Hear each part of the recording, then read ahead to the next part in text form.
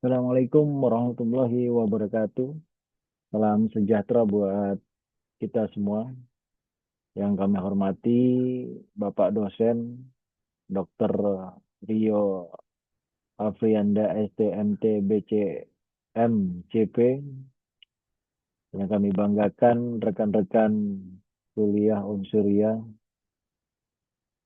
Mudah-mudahan kita selalu dalam lindungan Allah Subhanahu wa taala. Hari ini saya akan mempresentasikan penyelesaian masalah distribusi barang menggunakan metode transportasi. Fokus utama kami adalah mencari solusi visible awal dengan mengoptimalkan biaya melalui pendekatan metode pojok biaya terendah atau yang biasa dikenal least cost method. Mari kita bedah bagaimana metode ini bekerja untuk menekan biaya operasional.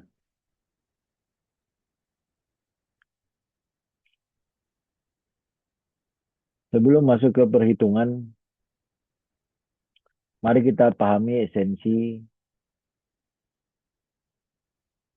Berbeda dengan metode barat laut atau northwest corner yang mengalokasikan barang secara membabi buta dari pojok kiri atas. Metode last cost ini lebih cerdas.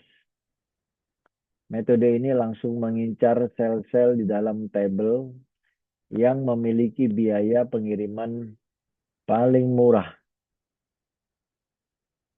Logikanya sangat sederhana. Kita kirim barang sebanyak mungkin dengan rute yang biayanya paling rendah terlebih dahulu agar total pengeluaran perusahaan bisa langsung ditekan.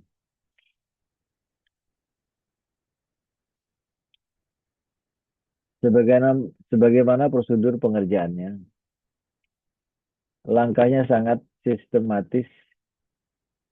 Pertama, kita harus memastikan model dalam kondisi seimbang atau balancing, di mana total supply sama dengan total demand.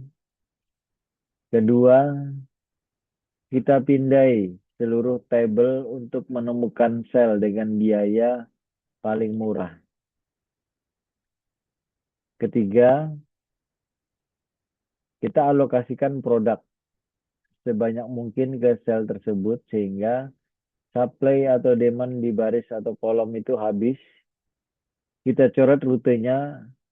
Langkah ini kita ulangi terus pada sisa sel yang aktif sampai seluruh kebutuhan terpenuhi.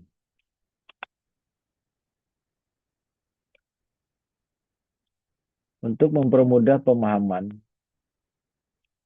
mari kita bedah satu studi kasus. Di sini kita memiliki 3 pabrik sumber yaitu S1, S2, dan S3.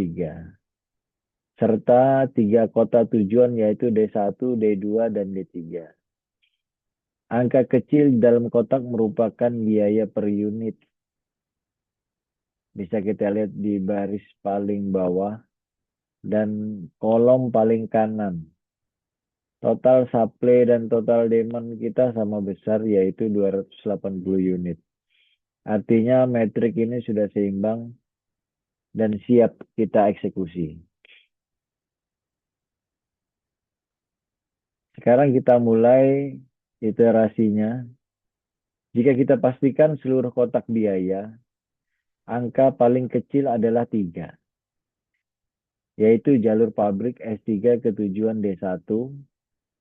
S3 memiliki stok 80, sedangkan D1 minta 150.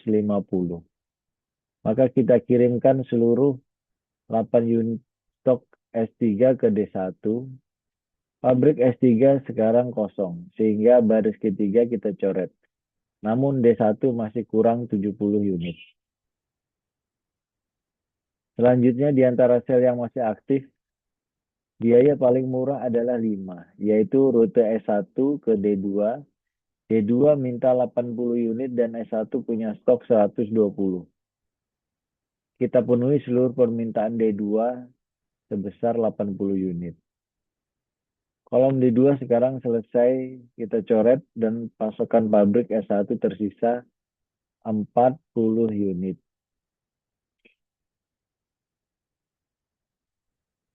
Kita lanjutkan proses penyaringan ini ke sisa kotak yang tersedia.